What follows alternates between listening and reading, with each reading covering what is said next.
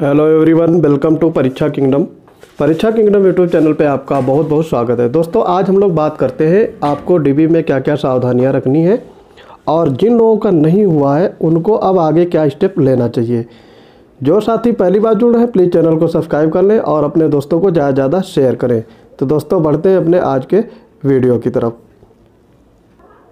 जिन लोगों का इसमें रिजल्ट बना है यानी सिलेक्शन हो गया है, उनका जो डॉक्यूमेंट वेरिफिकेशन डेट है वो 1 तारीख से 6 तारीख के बीच में रखा गया है।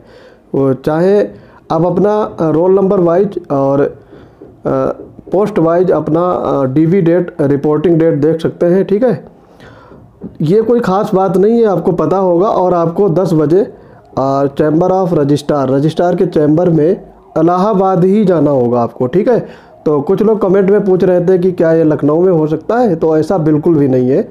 आपको मेन उसमें जाना होगा, खंडपीठ में इसका कोई भी डीवी नहीं कराया जाता। ठीक है, हाँ, आपको लोकेशन है वो इलाहाबाद या फिर लखनऊ दोनों में मिल सकता है, पर डीवी आपका खंडपीठ में नहीं कराया जाता। अच्छा, इसमें एक चीज़ ये ध्यान रखना है, आप अपने सारी डॉक्यूमेंट्स की 2 फोटोकॉपी कराओगे। एक अपना रिजर्व में रखना और एक आपके सेल्फ अटेस्टेड होने चाहिए, साइन करोगे। ठीक है, उसको खुद आप वेरीफाई करोगे। ठीक है, दूसरी चीज़ है इसमें डॉक्यूमेंट एक बार नज़र डाल सकते हो, फिर मैं इसको ब्रीफली बताऊंगा कि डॉक्यूमेंट में आपको क्या क्या सावधानियां रखनी है। देखो, आपका हाई स्कूल का और इंटरमीडिएट इन दोनों का मार्कशीट और सर्टिफिकेट।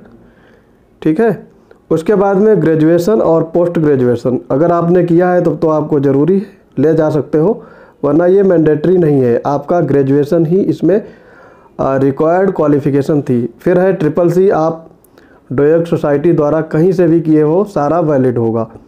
डोमिसाइल में ये सिर्फ उनके लिए है जो यूपी के निवासी हैं। और कास्ट सर्टिफिकेट ये रिजर्व कैंडिडेट जो होते हैं, जो जिनको रिजर्वेशन का लाभ लेना होगा, वो लोग इसमें कास्ट सर्टिफिकेट वहाँ पे शो करेंगे। ठीक है, कास्ट सर्टिफिकेट में आपका ओबीसी के छोड़ करके बाकी पुराना भी चल जाएगा, लेकिन ओबीसी का जो होता है नॉन क्रीमी लेयर वो आपका कैलेंडर ईयर के हिसाब से होता है। जैसे आपका इस समय जो वैलिड होगा वो आपका 1 ईयर का ही वैलिड होता है। ठीक है, तो हर एक लॉग ईयर होता है उसका, तो बहुत पुराना इसमें नहीं चलेगा, क्योंकि आपकी जो इनकम है उसी पे ये वेस्ट होता है, तो आपकी इनकम घटती बढ़ती रहती है। नो ऑब्जेक्शन सर्टिफिकेट ये आपको जो लोग पहले से जॉब कर रहे हैं किसी भी पोस्ट पे, सेंट्रल, स्टेट और PSU में, तो उनके लिए रिक्वायर होगा। ये बहुत ज़्यादा ही जो नीडी वाले जो डॉक्यूमेंट हैं वो इनकी बात रही है।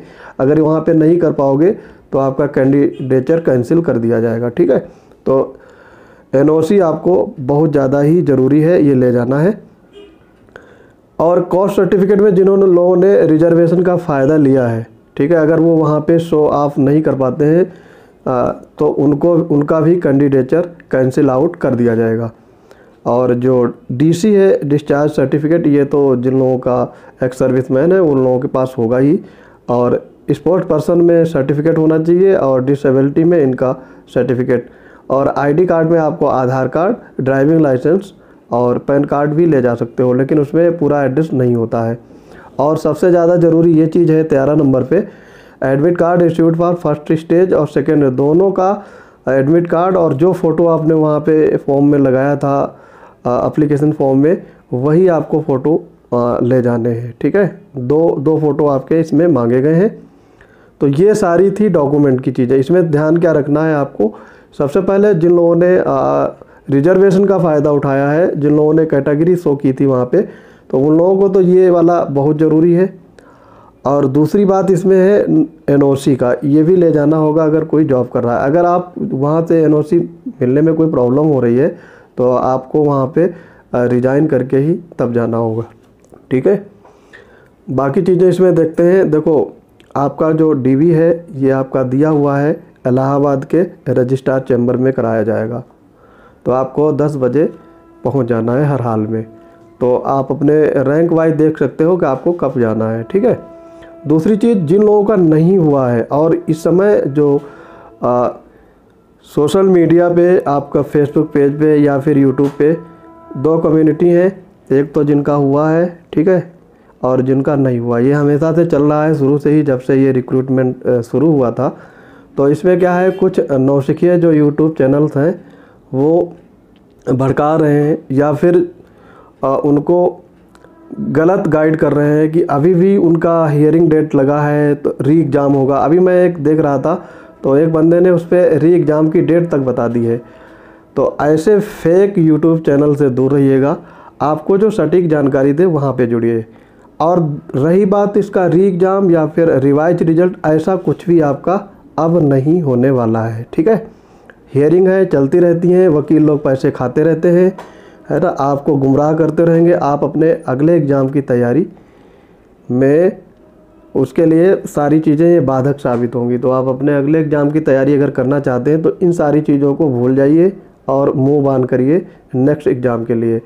दोस्तों, आज एक चीज़ और है, आरआरबी एनटीपीसी में जो लोग एग्ज़ाम दिए थे, तो आरआरबी एनटीपीसी में आपका रिवाइज रिज़ल्ट आया है। पोस्ट के अकॉर्डिंग 20 गुना आपको पास किया गया है। तो उसमें काफ़ी कट ऑफ कम हुआ है, ठीक है। तो आप अपना रिवाइज रिज़ल्ट ज़रूर चेक करें और देखें कि आपका उसमें कितने लेवल में पास हुआ है। जिन लोगों को ऑलरेडी सारे लेवल में हुआ था तो उनका तो होगा ही, लेकिन जिन लोग जो बाहर हो गए थे तो वो भी इसमें पास हो गए हैं। बहुत सारे ऐसे लोग हैं जो पास हुए हैं। तो आप अपना साइट पे जाकर के जिस भी आरआरबी से आपने एग्ज़ाम भर रखा है तो वहाँ पे जाकर के आप चेक कर सकते हो, ठीक है।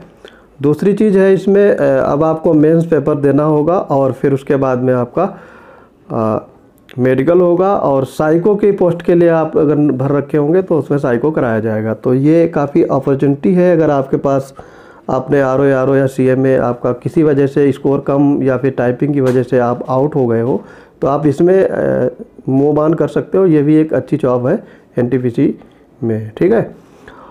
इसमें आप रिवाइज रिजल्ट देख करके और फिर तैयारी शुरू कर दीजिए, क्योंकि आपके पास अब केवल 1 महीने का समय है। तो इसमें आरआरबी एनटीपीसी में लगभग 1.5 से 2 साल का करंट अफेयर पूछा जाता है। तो करंट अफेयर काफ़ी इसमें ठीक ठाक पूछा जाता है और काफ़ी अच्छे लेवल के क्वेश्चन पूछे जाते हैं। बाकी मैथ ईजी आता है और रीजनिंग का भी ईजी पैटर्न रहता है।